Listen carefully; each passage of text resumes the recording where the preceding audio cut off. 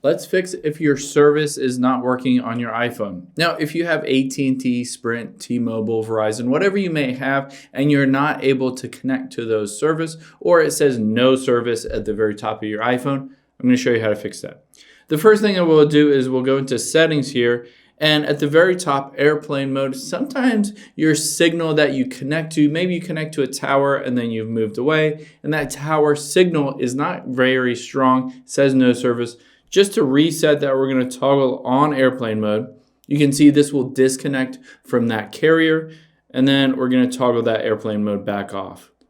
So you can see at the very top right, it just reconnected to the Wi-Fi, to the carrier, all of that stuff. Sometimes this helps with not having any service.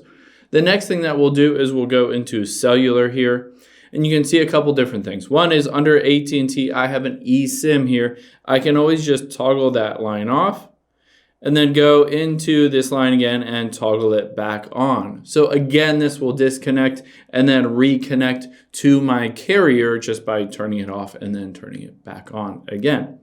And you can do the same thing with cell data as well. Let's turn that off and then let's turn that back on. And let's go into cell data options here. Make sure that everything is looking good. Data roaming is on. Data mode is standard, voice and data is 5G, all of that different stuff. You want to be able to connect so that you do have service.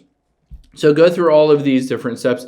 The next thing that we'll do is we'll scroll down, tap on general, and we'll get into a software update. So if you have the ability to update your software, sometimes potentially there's a firmware update or a carrier update built into your iOS. So you just want to update your phone to the latest version to fix any kind of bugs. The next thing we'll do is we'll go back and go to the very bottom and hit transfer or reset iPhone, and then we'll hit reset. And then you can see the second option, reset network settings. This will reset all of your carrier settings back to factory default and basically reconnect to that carrier so that hopefully you have good service at that point.